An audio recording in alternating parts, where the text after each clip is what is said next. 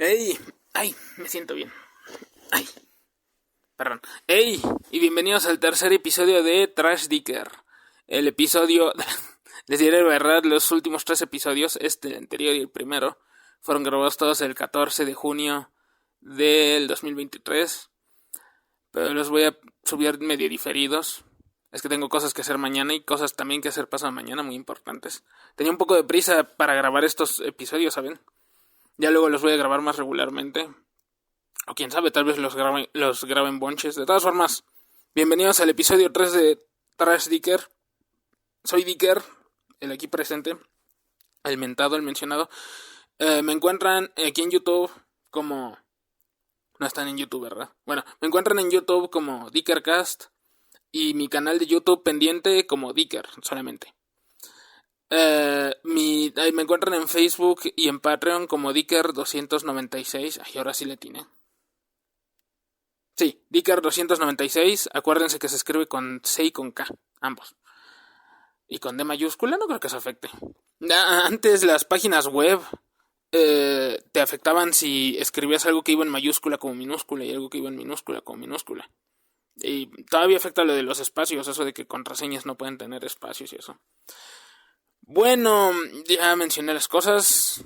Denme dinero, ya saben. La noticia del día. Bueno, mi noticia del día es que estuve viendo unos cortos que subió Mike Judge a su cuenta de Facebook acerca de la temporada actual de BBC Bothead. Me traumatiza pensar que luego de 30 años todavía exista BBC Bothead. Es una caricatura, es decir, es una caricatura que me encanta. Me he visto toda la serie. Para ahí hay una colección muy buena que se llama King Tour Collection, algo así como la colección Rey de las Cacas, que compila todo BBC Bothead, incluidos los videos musicales.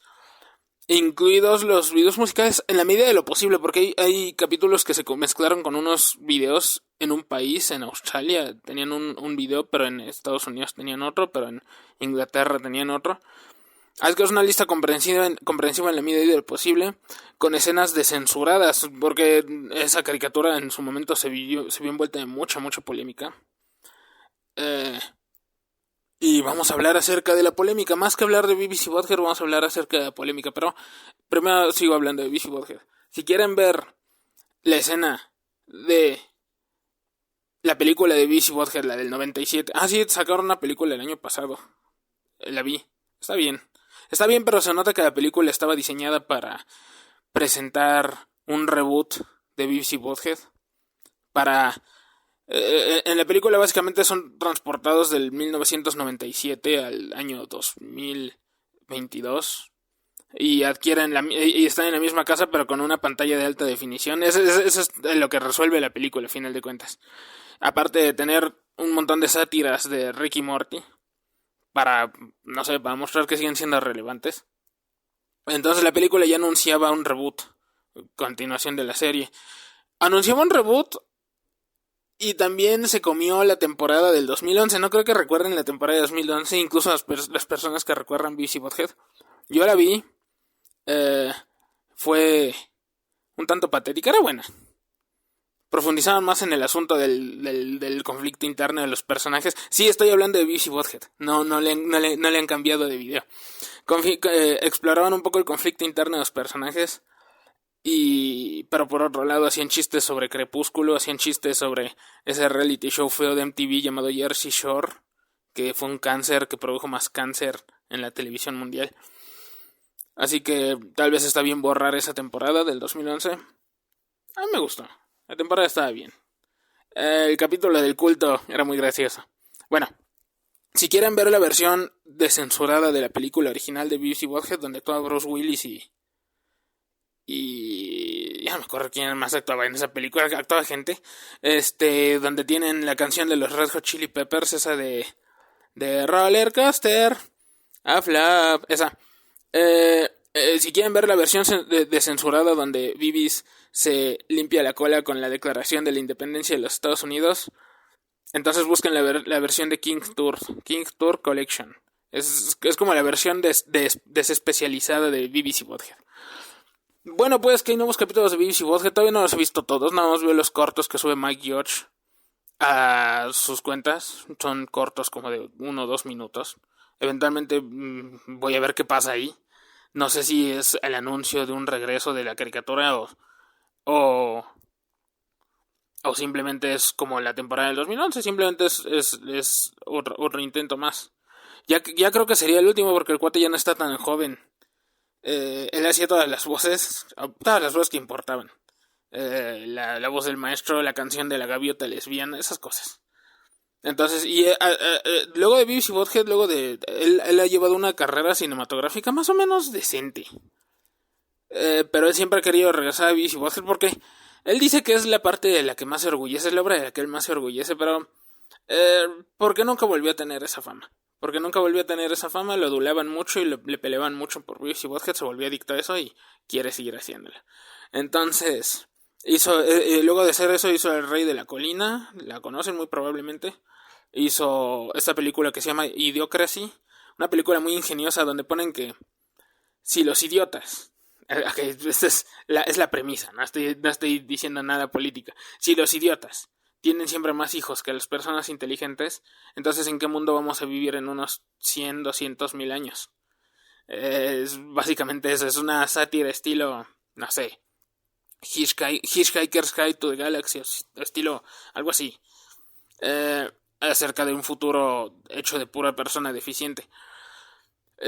Y también hizo una serie, creo, se llamaba, no, o es otra película, Office Space, una serie tipo, no sé, pues una serie de comedia, era una serie, no me acuerdo si era una serie, acerca de oficinistas. ¿Sí fue él quien la hizo? Estoy confundiendo, estoy mezclando con otras cosas.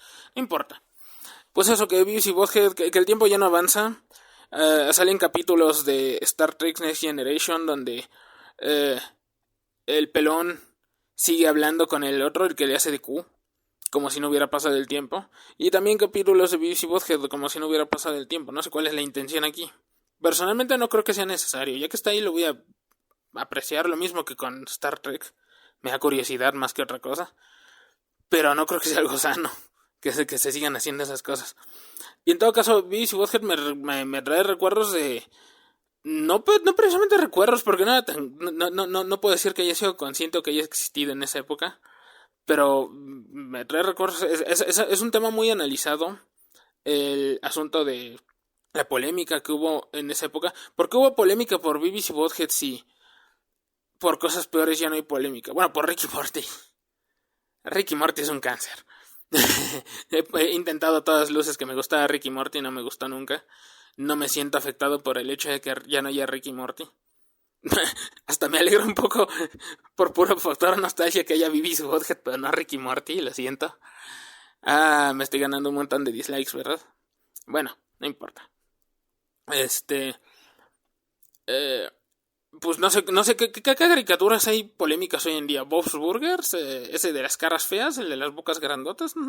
Muchas caricaturas que se hacen grotescas, deliberadamente grotescas ahora. El chiste está en su presentación y ya.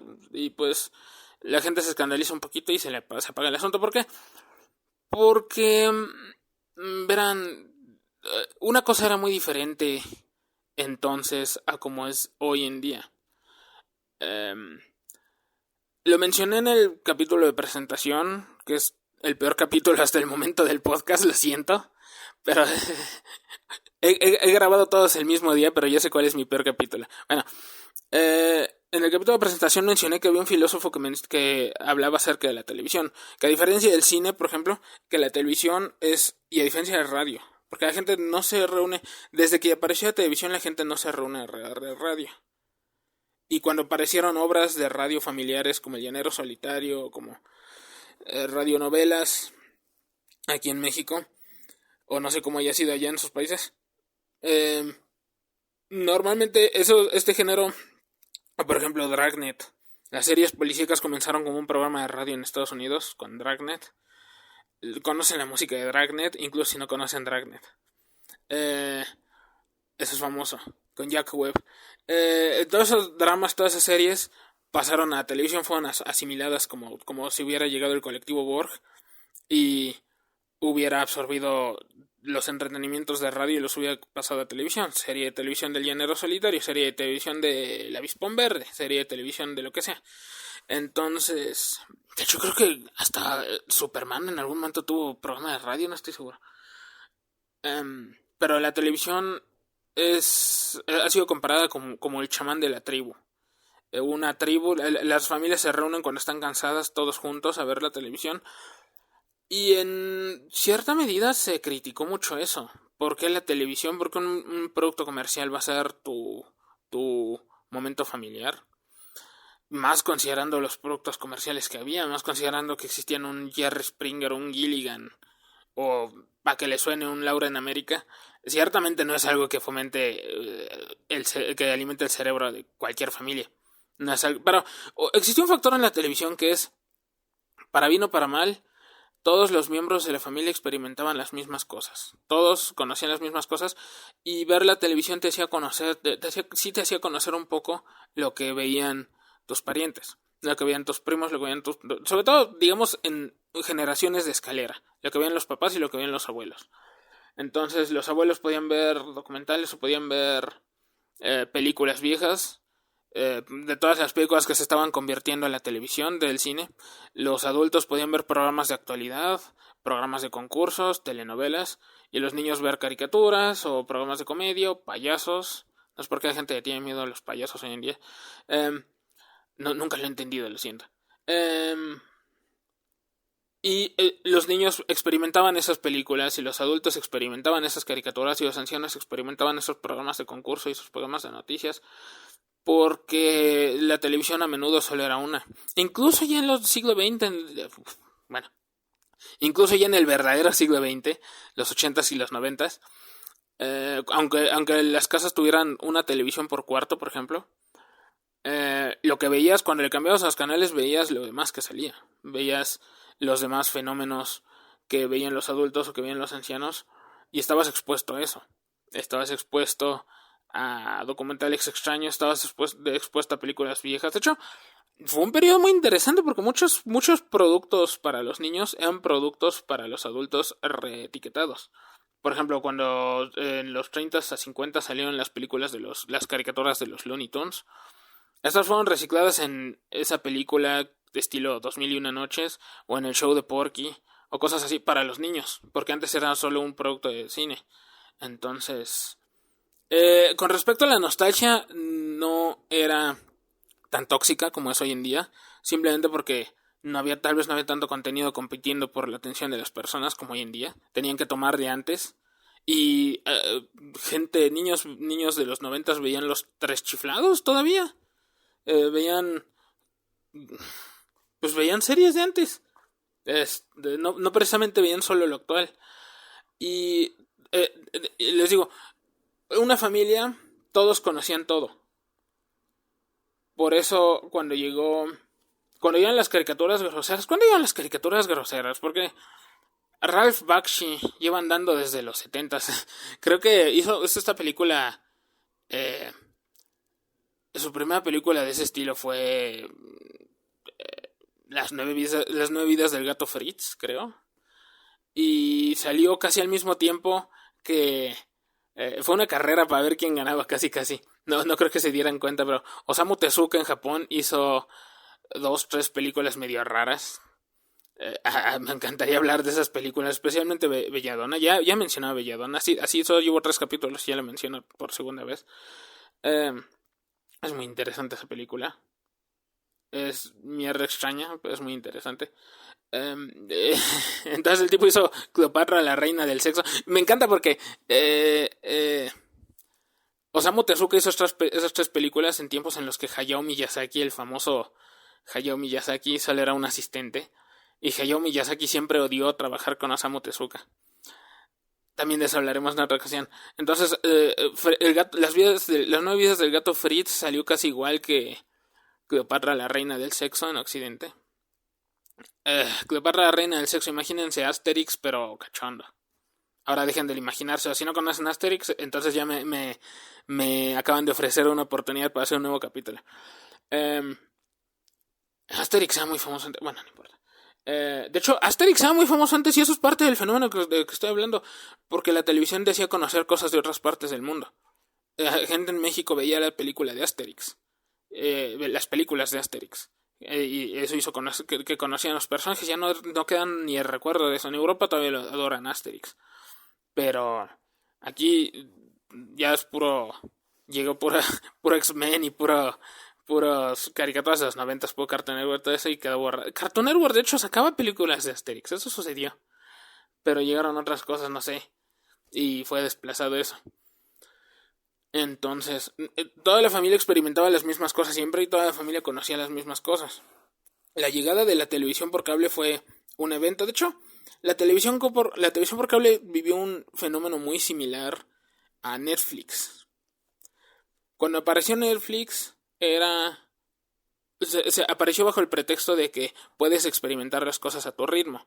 Puedes conocer las cosas sin que te las pongan con videos, sin que te las pierdas, sin que las tengas que grabar en un cassette, sin que las tengas que sin que te tengas que perder un capítulo porque te lo perdiste, porque te jodiste.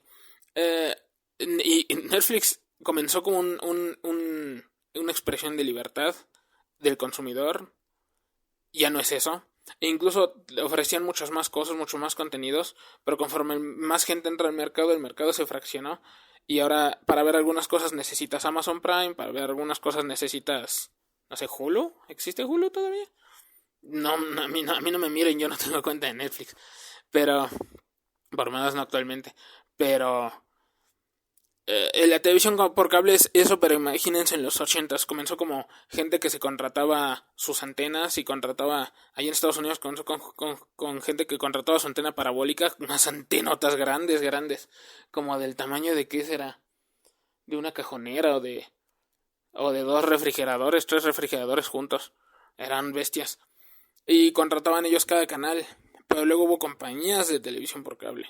DirecTV, Sky, esas cosas. Cable Max, Megacable. ¿Cuál conocen ustedes? Déjenme en los comentarios qué compañías de cable conocen o conocieran. Y si tienen un letrero de DirecTV, díganme para mandármelo a mi casa. Yo quiero un letrero de DirecTV. Como esos que coleccionaban chatarra en los programas de History Channel. Si tienen un letrero de DirecTV, dénmelo. Bueno. Y la televisión por cable comenzó como una expresión de libertad. Las compañías también ofrecían paquetes, ofrecían que el fútbol, que para los niños las caricaturas, que no sé qué. Pero yo diría que ahí comenzó todo. De hecho, creo que la división habría ocurrido incluso sin internet. La idea de que uno elige su propio contenido en parte le robó un poco la inocencia. Le robó un poco la inocencia y la practicidad al concepto de televisión. Porque se perdió mucho, porque la gente ya podía esconderse, hacer cosas en secreto, digamos. Y no me refiero a los canales pay-per-view que se podían contratar en privado y por separado. Me refiero a que se separaron los mercados y la televisión perdió su impacto social. Cuando ocurrieron esas caricaturas violentas, las caricaturas violentas o caricaturas grotescas no eran realmente tan violentas. Happy Tree Friends es violenta, pero sí es como del 2000 algo. Las caricaturas grotescas o las caricaturas, no sé, deconstructivas, las caricaturas se asocian como parte de un fenómeno, lo que llaman a los anglos, a los gringos les encanta llamarlo la era del renacimiento de la animación. Y tienen una anécdota muy extraña que no les sigo el hilo. Dicen ellos que Ralph Bakshi, el de Ren y Stimpy, ¿han visto a Ren y Stimpy? Si no han visto a Ren y Stimpy, agradezcanmelo, no lo vean. Ralph Bakshi creó una caricatura del super ratón, o cómo se llaman sus países, Mighty Mouse, pues. Y esa caricatura solita hizo que la animación reviviera. No entiendo todavía muy bien la narrativa. Bueno, Ralph Bakshi salvó a la animación de las sucias manos de Hanna-Barbera. Me encanta porque Hanna-Barbera tardó bien poquito en quebrar. De hecho, tal vez sí lo hizo. Hizo su caricatura violenta de Ren y Stimpy, la caricatura se la copiaron y aparecieron los Simpson, pero los Simpson no parece un producto de alguien que haya estado esperando para atacar que haya estado esperando el nacimiento de una revolución en animación para dar su ataque final. Los Simpson ocurrió aparte, los Simpson ocurrió como una sátira. Un fenómeno que sí entiendo es el de las sitcoms. ¿Sí saben qué es una sitcom? Eh, una sitcom o comedia situacional es esas comedias que hacen los gringos, los anglos. Friends, Mejorando la Casa, esa donde hace el Tim Allen. Si han visto BoJack Horseman trabajaba en una sitcom dentro del universo de la caricatura. Ponen que en los 90 trabajó en una sitcom. Es una sitcoms. Es que las sitcoms comenzaron en los 50s y los 60s para las familias conformistas de los baby boomers y sus padres, los llamados generación silenciosa, no sé, o la más grande generación, no sé nunca cómo les llaman, a los que preceden a los baby boomers. Eran programas familiares que fomentaban los valores familiares. Puro programa que aquí ya no tiene ninguna utilidad para nada. Leave it to Beaver, déjaselo al castor. No sé por qué llamaban castor al niño. Eh, eh, Amo a Lucy, I Love Lucy. Esa serie que anunciaba cigarros de Lucille Ball. No pregunten. Eh, bueno, ya es tardía, pero no sé qué, La Tropa Brady. Eran unas series actuadas infantiles. Porque también por eso las series de televisión en los 50s y 60s eran tan inofensivas o pretendían ser tan inofensivas. Era porque eran para toda la familia. Se sabía ya para entonces que la televisión era algo para toda la familia, era algo conjunto. Y si no te gusta, te aguantas. Es lo que hay. Entretenemos familias, no entretenemos tus gustos particulares. Y eso es lo que motivó mucha separación de mercados y de nichos en la televisión. Pero ya en los 80s, porque hoy tenemos nostalgia por los 90s. Hoy lo que se vende es la nostalgia de los 90s. Los videojuegos que salen ahora son, bueno, salen cosas actuales, pero muchos videojuegos que salen ahora son copias de Doom, Quake o Heretic. Eh, los cómics, bueno, los cómics yo qué sé qué, como sé, yo que sé del negocio de los cómics a estas alturas. Más películas del Hombre Araña, cosas así. Mucha estética de las películas está usando colores magentas y colores azules porque son colores chillones que se utilizaban en la ropa deportiva de los 80s todavía.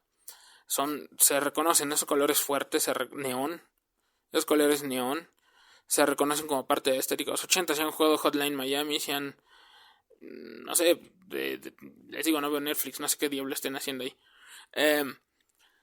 Pero hay mucha nostalgia por los 80s que se está... El Vaporwave, claro. Hay mucha nostalgia de los 80s que se está convirtiendo en nostalgia de los 90s. Y los 90s no estaban ocupados en pensar en nosotros. Los 90s estaban ocupados en la nostalgia de los 60s. Muchas cosas, como en algún momento en los 90 se puso de moda el swing, bailar swing, eso está muy raro. Y sucedió un evento que fue en los 80 se permitió legalmente lo que hoy se conoce como el divorcio express, el divorcio no consentido por ambas partes, automático. Y ya saben cómo son los anglos, no voy a decirlo siempre los gringos porque se considera un slur. Así que hay que sustituirlo por un slur menos difundido, los anglos. Yo qué sé. Entonces, los anglos ya saben cómo son, se asustan por todo. Que es también otra de las cosas que estuvo deteniendo la animación, que estuvo deteniendo el cine, que estuvo deteniendo los cómics durante el siglo XX. Es un defecto de que fuera un entretenimiento familiar, que los valores de hace mucho seguían rigiendo cómo se consume el entretenimiento. Entonces, los 90 eran se aceptó se permitió el divorcio express y de repente aparecieron un montón de comedias situacionales acerca de familias que la madre había muerto o que eran padres divorciados y recasados o que era algún padre soltero. A ver, había Blossom, había 3x3, había Paso a Paso, había un proverbial titipuchal de sitcoms de ese tipo en los 80s, sobre todo. Y estas comedias entiendo, por ejemplo, que no creo que los Simpsons hayan llegado para aprovechar que Ralph Bakshi había salvado la industria de la animación de Las Garras de Satanás. No, ellos aprovecharon que este género saturado de televisión necesitaba parodiarse, que estaba llegando a niveles ridículos de cursilería. Entonces, más bien los Simpsons llegaron como sátira de este género, como sátira de de las comedias y como sátira, pero al mismo tiempo como nostalgia de los Picapiedra, porque Los Simpsons es uno de los entretenimientos que más se favorecen de los beneficios de la televisión, por lo menos los Simpson originales. A la gente le gusta decir que los Simpson más o menos murieron en la 10ª temporada, en el año 2000, 2001, algo así. Pero no suelen describir bien por qué. Dicen simplemente los capítulos sean mejores, los escritores sean muchos más, había mucho más interés en alimentar la serie. Yo creo que no, yo creo que la edad de oro de los Simpsons fue 2001, 2007, pero no me pregunten a mí. Pero esta gente no sabe más o menos ubicar por qué los Simpsons habrían muerto. Más bien, los Simpsons murieron porque murió la televisión. Los Simpsons dependían de que la televisión funcionara como funcionara. Porque los Simpsons es un programa de televisión para 2 generaciones. Son historias de adultos. Bueno, historias de adultos. Es que, bueno, los Simpsons tiene historias de adultos estilo Pedro Picapiedra, pero versión modernizada, acerca de matrimonios que cuesta mantener, acerca de infidelidades, acerca de conservar el trabajo que no te gusta solo porque te mantiene económicamente estable, cosas que preocupan a los adultos. Y por eso tiene 2 personajes adultos, Marge y Homero, y 2 personajes niños, Lisa y Bart, que tienen aventuras de niños, tienen aventuras casi como de Daniel el Travieso, como de, no sé, de caricaturas de niños, pero un poquito más subidas de tono. Entonces, Los Simpson era una serie bigeneracional en ese sentido, y ya no hay de esas series bigeneracionales, porque la gente ve lo que quiere ver y no ve lo que no quiere ver. Fue el gran desarrollo de esta serie y no le duró nada la vida. No le duró nada la vida. Y en parte también Los Simpson comenzaba a ser una serie escandalosa por eso mismo, porque exponía cierta naturaleza ofensiva hacia un público que estaba acostumbrado a estar pacificado. Hubo peleas por los Simpson, por sus personajes, por todos sus asuntos. El Bush padre, el presidente, decía que las familias no deberían ser como los Simpson. Cosas así. Era un retrato grotesco. Innecesariamente grosero y necesariamente grotesco, pero el creador Matt Groening tenía un cómic que era mucho peor en ese sentido, solo que era impopular. El de La vida en infierno. Y pues eso, la televisión como con su vida como el chamán de la casa, el chamán de la gente. Contamina un poquito el pozo, no sé, pero sí fue una revolución. Fue una revolución y también a los de generación X, a la generación de las tortugas ninja y de los Transformers, les permitió conocer contenido un poco más adulto. Les permitió conocer dramas más adultos, de eso mismo que mencioné, de el abandono de hogar, de el riesgo a la hora de dejar a los hijos con personas peligrosas. La primera temporada de Los Simpson intentó ser muy importante. No estoy hablando de los cortos de Tracy Ullman Show, no, la temporada. La que comenzaba con que adoptaban al perro porque era Navidad y perdían dinero, no sé qué. Entonces sus primeras temporadas pretendían ser eso, una serie para adultos y una serie para niños al mismo tiempo que nostalgia de los Picapiedra y al mismo tiempo que una de construcción o parodia de las sitcoms que en sí mismas eran nostalgia de los 50, que eran un intento de reconstruir sus valores extraños evangélicos aterrorizantes que tienen allá. Pero la televisión por cable y el internet sobre todo mataron ese concepto de televisión. Pero todavía llegan a aparecer en los 90, aparecieron los videojuegos violentos, Mortal Kombat, Doom, esas cosas. Y como todos se enteraban de todo lo que sucedía,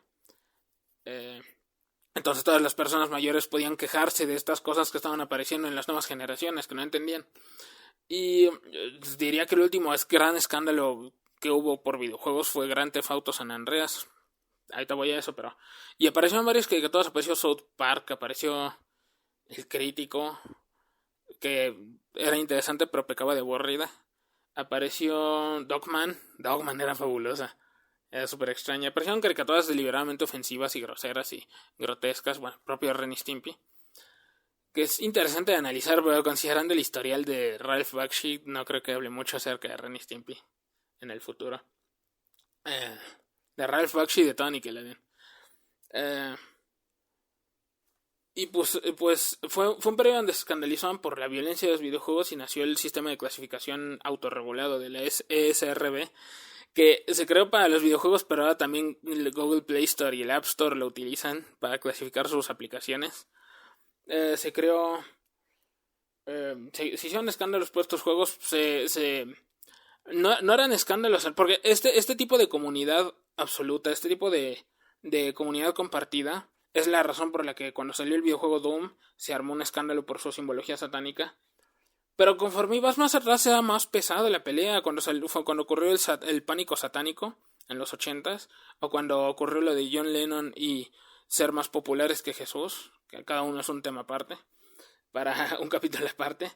Pero conforme pasó el tiempo iban cediendo. En los 90 ya no era una batalla tan pesada, pero si alguien se pregunta por qué BBC Bothead se veía como algo tan grotesco, aunque en retrospectiva no es tan grotesco, no es tan excesivamente grotesco, es por eso, porque todos lo tenían que aguantar. Caricaturas grotescas que salgan hoy en día, no todas las tienen que aguantar, no todas las tienen que ver. Así que no están expuestos tanto al ojo público. En ese sentido, hacer una cruzada como la de Calabozos y Dragones, o la de John Lennon, o la de BBC Bothead, eran luchas. Eran batallas donde recibían amenazas de cartas de amenazas de muerte en el estudio por hacer esa serie, que ni siquiera era televisión abierta, era televisión de cable. O sea que no había realmente niños expuestos que no estuvieran expuestos ahí voluntariamente por sus familias. Pero, pues eso, la televisión se murió. Llegó internet, la televisión se murió. Lo de Grand Theft Auto, a ver, lo de Grand Theft Auto ya para terminar. Eh, eh, es un videojuego donde robas coches, como dice el título. Donde puedes hacer varias actividades, pero lo divertido siempre es robar coches, la pelea de pandillas, no sé, golpear gente. No sé qué tan feo suena eso para alguien que no está acostumbrado, que no conoce Grand Theft Auto. Y te persigue la policía, y luego puedes golpear a la policía, y luego puedes robarte un tanque, y luego puedes robarte un jet. Es Grand Theft Auto.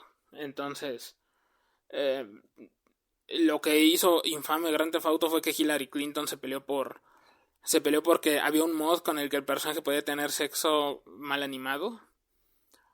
Y a lo que voy es, si comparan eso con hoy, cuando salió Grand Theft Auto 5, en Grand Theft Auto 5 vas a por ejemplo a un club de striptease y es un club de striptease, como es que es gráfico, digamos, es imaginería gráfica lo que estás viendo ahí y es más detalle, es alta definición, pero nadie se escandaliza por eso ya.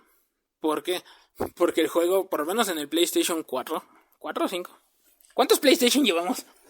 En el PlayStation 4, cuando juegas Grand Theft Auto 5, no puedes hacer streaming estando en ese sitio. Entonces, basta con ocultarlo del ojo público para que las mismas personas que se escandalizaban por las cosas ya no se escandalicen. Eso es interesante. Y es un efecto de esta nueva época. En esta nueva época la gente busca lo que quiere. Y en las redes sociales la gente busca lo que quiere. Y es una ventaja en sentido democrático de que la gente por fin tiene acceso al entretenimiento que quiere. Pero es una desventaja en el sentido de que mucho de lo que apreciamos, el aprendizaje que tenemos a lo largo de la vida a menudo son cosas que no queremos. Y cuando somos niños no podemos elegir nada. Cuando somos niños no podemos elegir qué vemos, ni con quién interactuamos, ni nada de eso. Y eso no nos aterra de niños, tal vez nos aterra y no nos damos cuenta. Pero ya de adultos solemos tener nostalgia por todas las cosas exóticas que conocíamos cuando éramos niños, pero ya de adultos no nos acercamos a cosas que no queremos. Ya de adultos es difícil que una persona quiera conocer cosas nuevas solo porque sí, porque le dan ganas. Es menos si tiene una vida que cuidar, si tiene trabajo y todas esas cosas, ve lo que le ponen. Y en el caso de Netflix y de Facebook y de TikTok y esas cosas, la autoridad del canal de televisión y la autoridad moral de las personas religiosas no murió del todo, se sustituyó por una autoridad comercial que te dice pues más o menos que está de moda. Lo que está de moda, la gente no es... Adquirimos la libertad, pero la libertad nos asusta o no estamos demasiado ocupados para vivir en libertad. Así que checamos qué está de moda y qué está permitido ver. Y eso nos arrastra un poquito, incluso peor que como era antes. Antes los accidentes te permitían conocer otros mundos, te permiten conocer otros países, te permitían ver cosas extrañas y violentas por accidente, si eras niño, o te permitían conocer cosas inocentes si eras adulto. Ya la gente no busca esas cosas por su cuenta. Y yo creo que eso se perdió algo muy importante ahí. No digo que debería morir lo que hay, pero deberíamos encontrar un suplemento que nos dé un poco de eso, un suplemento que nos randomice un poco el contenido que vemos, un suplemento que nos... o una actitud de consumidor que nos permita buscar cosas nuevas, porque si tenemos nostalgia, también eso mataría un poco el concepto de nostalgia, porque tenemos nostalgia por las cosas cuando éramos niños, pero las cosas cuando éramos niños eran cosas horribles que no teníamos derecho a elegir. Entonces tal vez si hubiera más cosas horribles para nosotros que no tengamos derecho a elegir, o que elijamos con los ojos cerrados al de Tin Marín de Dopingüe, tal vez conoceríamos, tal vez nos sentiremos siempre nutridos y no necesitaríamos esa nostalgia, yo creo. Pero de inicio tenerle menos miedo a las películas antiguas y a la música antigua, eso es algo importante. Y es otro tema también del que hablaré luego. El siguiente viene un tema más ligero, pero bueno, también me gustaría hablar acerca de ese otro asunto de los Simpson, de que todo el mundo dice, ay, las 10 temporadas primeras eran las únicas buenas. Yo no lo creo. Y yo creo que trataron de hacer algo con la animación, algo que no me agrada, pero ya hablaremos de eso. Es una corriente entonces. Pues eso, me gustaría en sus comentarios. De momento estoy avanzando yo a lo loco, estoy hablando solo.